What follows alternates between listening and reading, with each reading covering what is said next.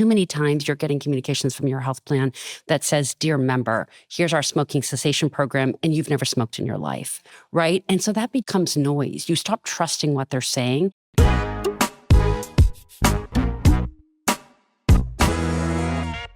This is Inspiring Women. I'm Lori McGraw. I'm speaking with Kathleen Ellmore this morning, and she is the co-founder and partner at a company called Engagys.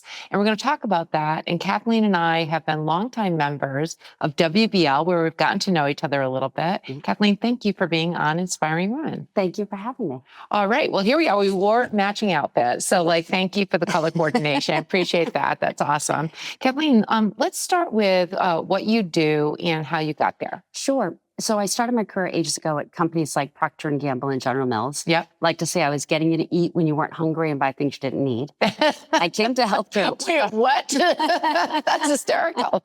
I mean, all of the behavioral science, targeting, segmentation, A/B testing that they're using to get you to do things. When I came to healthcare in 2005, I said, how are we not using all those same great methodologies to instead get you to engage in your health? But it was still pre-ACA. Mm-hmm. I landed at a company that let me do just that. We launched 1 billion consumer interactions across 12 years using A/B testing, and very quickly peeled back what works for which individuals to drive which actions. And as you can imagine, Lori, it gets personal fast. Yep. So, but let's just stop right there, because if that's 2005, I mean, I remember the days of 2005, and I think we all know a lot about digital marketing and behavioral change with digital marketing. But 20 years ago, that wasn't sort of like everyone's understanding, and we've all learned it. We've learned about algorithms and everything else, but you were doing it 20 years ago. We were doing it kind of the old-fashioned way, digging into the data, looking at Excel spreadsheets. I'll give you an example. We were recognized by NCQA for moving the needle on colorectal screenings for people of Hispanic descent. Okay. So first we went into the data and said, who's not, responding to the message? We look for the attributes that keep that segment, kind of look for things that tie that segment together. Yep. Turns out most people were of Hispanic descent. Yep. Then we started testing and learning. And it's interesting because we tested male and female voices across all ethnicities. Most ethnicities, the female voice wins. This was an automated call, the quintessential stereotype of the nurse. Mm-hmm. In the Hispanic population, the male voice won, and it won by 86%. Okay. Not just saying they were going to get the colorectal screening, but went and got it. So when you think about those levers, how specific they get, and that was on ethnicity. We've seen differences in old versus young, condition-specific, psychographic. So it's really important to really kind of continue to peel back what's working. Even when you see what's working for an entire population, there'll always be a segment that you could do better on. Right, so a micro segment. Exactly. Right. Okay, and so then what happened? So then that company got sold. We broke off, started a consultancy about 8 years ago. I'm super proud to say we serve 5 of the top 6 national health plans, many blues, regionals, and quite a bit. Who's the we? Myself and my partner, he and I met at the last company, Silverlink. Okay. Joel Radford. We broke off. Once it was sold a couple times. The first time was Well Talk. And so we help, healthcare organizations, including health tech, because as you know, just because you build it, consumers don't come. So everybody needs better engagement and experience. Okay. So let's go back to the 8 years ago, starting the company. And even though you've been sold a couple times, it's not quite obvious for people to go and just start companies. So in terms of doing that, Kathleen, what was that like? Was that a hard decision? Was that oh my gosh, this is so easy, we can absolutely do it? I mean, those are funding, you need capital. What was the decision? Did you go through an incubator program? Everyone goes through incubator programs now. I'm so glad you asked that question, Lori, because I think we were just so naive. I had never started a company before. I'd been at this startup that I watched the founders, but they made it look easy, So my partner and I think if we knew then what we knew now, it's not for the faint of heart. And I started it a little bit older than many people. We were bootstrapped from the beginning and kind of, profitable from the beginning. That's consulting services can do that versus tech. That's kind of amazing. Thank you. And then I think it's like, picking the right partner. He's someone that doesn't mind getting into those like really nitty gritty details of which cybersecurity insurance should you have, which, kind of how many, Salesforce licenses do we need? And, what extra software subscriptions should we have to keep this company running? So people are giving you data right from the very beginning. So that's a lot. That's a lot of trust that they place in you. We are now ISO certified, but at the beginning, we just took de-identified data and worked on their instance. Yep. That still requires, a lot of trust in your capabilities. Absolutely. To do that. So how did you get your first customers? So we went to a conference together and we landed a very giant, organization. And did you know them? Did you have the relationships already? We did not have the relationships already. The second big client, we did have the relationships. And that also felt like the dog that caught the meat truck, because at the time we were two people. We recruited a woman that we'd worked with in the past, met her at a coffee shop, told her what was happening, brought her into this national, top 5 plan.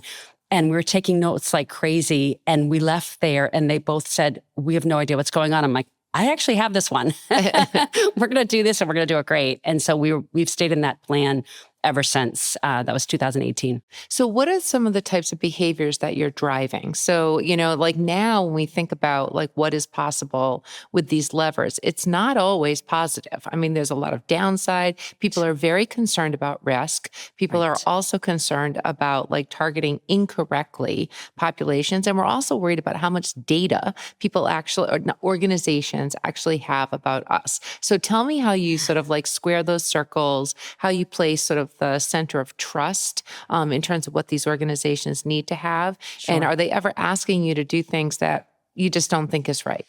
Those are great questions. So I started out, this is kind of mission driven for me, Lori. I have a daughter who was born early. She has spastic quadriplegic cerebral palsy. And so I like to say that I'm not just a healthcare consumer expert, I'm a healthcare consumer. Mm-hmm. And so I look at the experience from what I as a consumer would love as I'm navigating this complexity day in, day out. And one of the things about sharing data is consumers need to know that there's a reason that you're asking for it and that you're going to deliver value back with that data. Mm-hmm. Too many times you're getting communications from your health plan that says, dear member, here's our smoking cessation program, and you've never smoked in your life, right? And so that becomes noise. You stop trusting what they're saying. And without trust, if I ask you to go use the strip mall for colorectal screening instead of the system, you're going to say, I'm not going to listen to you. So it's starting to build up that everyday interactions that are valuable to consumers. And that's how we start with, slowly but surely building the trust with consumers. But also when we show the results of what this looks like, then the plans say, I get it, I want in. But there's also a couple of things to think about. If you're a health plan or a system, in many cases, people are trying to sell you outside data. You don't need that. You have so much data in your 4 walls. At Betty Crocker, I would have killed for this much data on my consumers, that you have all the data you need to drive behavior, but you're squandering it. So you need things like building a longitudinal repository of everyday interactions, so that instead of thinking about a next best action on a plan level, I'm near the cut point, right? That's a way to get started. But then you get to the point where Lori has a history of kidney disease. Do I send her the colorectal screening reminder since we're near the cut point? Yeah. Or do I send her the Well, what's a cut point? Sorry. For the stars, when you're managing your stars portfolio. Yeah. You're trying to hit certain points.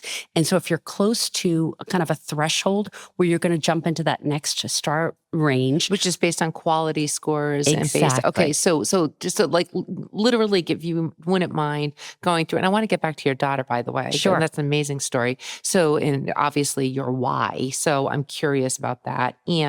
But the cut points, like what are you actually looking at and how do you get to a next beyond the cut point? Sure. So we often start with looking at the past stars data that plan has. And those stars data are made up of CAPS, which is a satisfaction score that consumers take surveys on. The HEDIS measures, which are quality measures, things like did they get their gaps in, mammogram, colorectal screening, are they taking their medications?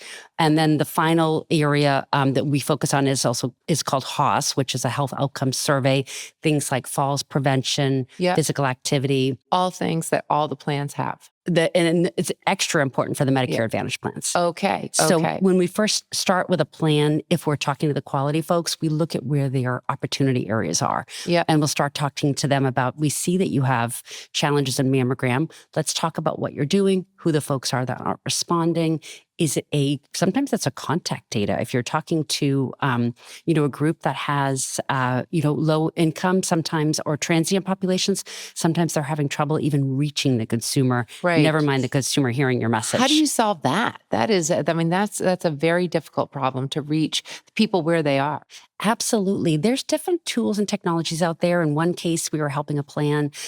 We hooked them up with an e-prescribing software company that could get them data through the refill data. We've hooked another firm up with cell phone data. Sometimes the prepaid phones, you can match numbers to consumers, and that's a way to go about it. One of the biggest areas that people don't use to their advantage is caller ID. Okay. You can work with companies that help your caller ID say certain things. So instead of just being a number that says it might be spam, it can have a beautiful logo of your health plan on it. So at least you start the call with better trust. Okay, so in terms of that data, that goes back to the actual personalization, micro-segmentation there. Let's go back to your daughter, Kathleen, because that's Sure. obviously such an important part of your life. How is your daughter? She's fantastic. Thank you for asking. She's graduating college this year. Oh my goodness. Wants to go on to law school to be a disability advocate. Congratulations. Thank you. How exciting. How exciting. But you've been in the healthcare system with your daughter as her mother. And so how have you experienced this sort of personalization or lack of personalization for the care that she's needed? Absolutely. I mean, forever we would get letters that, felt like everything was a one-off. You'd call the call center about something, and then, a month later you'd call back, or, if things weren't resolved, you'd have to tell your whole story over again. And so there was one day that I called like 2 months later, and I was blown away because they actually had the notes from the last call, and we could kind of pick up where we left off. But it seems like, this seems so simple and so right? obvious, and yet that's a remarkable experience. Absolutely. And another story that I've actually never told, Lori, is it takes about 9 months to get a wheelchair. And so we started in March. The time that you get fitted, it's a giant machine. And so they fit it to you specifically. It goes through massive approval processes because it's expensive. Then they actually build it. So you start in March, and it was supposed to be delivered in December. One thing led to another. And then a snowstorm hit. They delivered it January 3rd. Well, my husband worked for a large telecom company, and through no fault of his own, they decided to switch plans. And so the plan that had gone through all the approvals was no longer our plan. And the plan that we had when the wheelchair came, that's when they do the billing. And they were like, we didn't approve this. Oh my gosh. And I was like, can you guys talk to each other? So in the end, it was fine. But it was one of those moments of like, how can this be? Oh my gosh. Yeah. Oh my gosh. That must have been frustrating. Frustrating because it's her leg. So if we had to start over for another 9 months, oh my gosh. Yeah. That is incredible. That's incredible. Okay, so let's go back to Engagys. So in terms of, 8 years of doing this, what's changed in those 8 years in terms of what you're able to do now? Sure. Are you using AI at all? Tell us about that. Absolutely. So we built a RAG. We built an AI tool using a RAG model that sits on top of your typical. What is a RAG model? Thank you. It stands for Retrieval Augmented Generation. Okay. And it allows you to use those large LLMs, ChatGPT and OpenAI, in a much more directed sort of way so that you don't get hallucinations. You don't get data that you don't need. You don't get the wrong outcome. It actually kind of builds, the way we use it is it builds the best practices of engagement in. So as it pulls the data and information and content from there, it knows the rules to make that content much better. Because what happens is if you use OpenAI or ChatGPT, it's non-verticalized information. Yep. And so it'll take the best practices to move behavior across industries. Yep. And there's a famous example that when Dana-Farber used an AI tool to generate a subject line, they wanted it on colorectal screening. And the AI tool came back with Miley Cyrus loves cancer, 10 reasons you should too. Oh my goodness. But they used what? Right? They used celebrity, they used listicles, Yeah. right? Pulling from the non-verticalized information can be filled and rife with bias, problems, Yep. things that are not going to move behavior. Right, or don't make any sense. Exactly. So sometimes we have folks using that. Other times we help them train their own retrieval augmented generation models so that they can build those best practices right in from the start. Yeah. We're doing work with helping call centers adopt more AI for kind of prompting the agents of what to say and how to say it with behavioral science. Yep. So things like if I were a care management nurse reaching out to you and you said, oh, no, now's not a good time. Yeah. If I said, great, I'll call you back, that's one thing. But if I said, I will hold a spot for you Thursday morning at 8 a.m., this is your spot, you're much more likely to actually call for a few reasons. One is ownership. Yeah. You own that spot now, and loss aversion is real. Two, you've actually now have reciprocity because that person's doing something for you. So you feel obligated to then make sure that you do something back by showing up. So it's those types of things that we build into everyday interactions. So I'm hearing the behavioral science. I'm feeling like, oh my gosh, am I loss of aversion now? And I'm like taking this action. So let's talk about like, at what point do we not need you and Engagys to do these things and the AI will just do it for us? Are we anywhere close to that? We're not close to it yet, partly because like we're still sometimes in worlds where a plan might have 30% of their communication preferences with a consumer. And preferences means I get to work with you digitally, or I get to send you an email, or I get to send you a text. Like we're still kind of in our infancy of really driving optimized engagement. But I'm bullish for the future for a few reasons. One is many plans are building or buying a consumer data platform, which will allow them to house all of Lori's interactions on a member-centric basis so they can truly figure out, great, what's that next best action? And someday automate and trigger it. For instance, if you call the call center 3 times without resolution, immediately a love message should be triggered and say, Lori, we didn't solve it. Do you want to talk to somebody who's our troubleshooter? Those kinds of things will be in our future. And how do I know that? Because American Express and Capital One and everybody's been doing those kinds of things for a long time now, non-AI powered to now AI powered. But it's really about servicing that consumer in a way that's very personal. Yep. Okay. So promise me, Kathleen, that we're not going into a space of the, the bad part of all this micro-segmentation and all this optimization and understanding what, triggers me to take an action. So how do you coach, advise, and ensure that those negatives, because that can destroy a brand. And so when you are trying to optimize to help a brand, you also know that you can destroy it, not you, but that these algorithms can go in the wrong direction and create, real problems to the person, but to the brand. I mean, people with these algorithms, we have seen brands be impacted from social media and be targeted in kind of ways if they make a mistake. So how do you not make mistakes? I love that you brought up brand, Lori. We have such a lack of brand. Like if you were to ask consumers what one health plan stood for versus the other, what's the one word you own a consumer's mind? They're non-differentiated right now, and they have to find a way to differentiate. And your idea of how, will that ever, you hope that no one squanders what could eventually be amazing trust. And the reason I say that is that health plans and healthcare has a better opportunity to become connected and tighter with their consumer than even their Apple iPhone. Yeah. Why? Because my health should be much more important than my screen, flat screen TV or my sneakers. And so if they're not thinking about it that way, then they're missing the whole point, right? So when you think about things like, driving steerage, asking a consumer to go to a cheaper screening area, there has to be something in it for them. It should be, hey, these 3 are convenient to you and they're covered by your plan, and you might save on the copay. Do you want to click here and schedule now? It shouldn't just be go do this.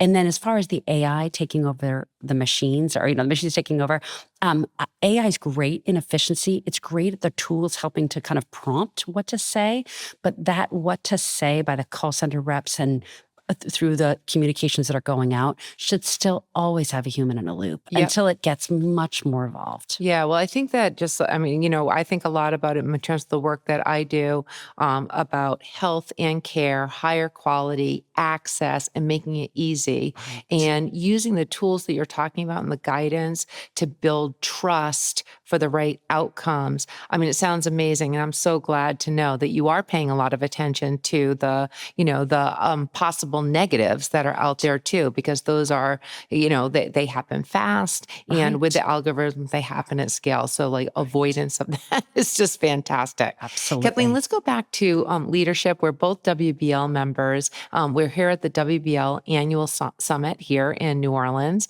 Why are you a member? Lori, I love that you said that. I love women promoting women. A little side thing that you don't know about me, I do it for free just because I love it. It's my way of giving back, is I often coach women that are in transition or looking for the next chapter on how to optimize their LinkedIn. And so I gain. Oh my gosh, because you know everything about how to optimize these tools.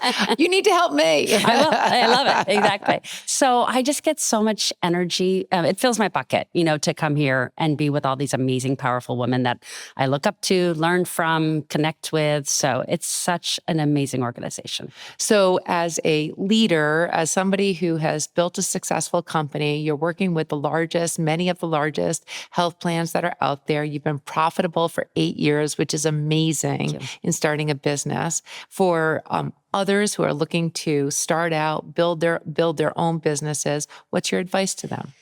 Find the right partner. Again, we kind of are, complement each other in the kind of the things that we like to do and we're good at. So that was great.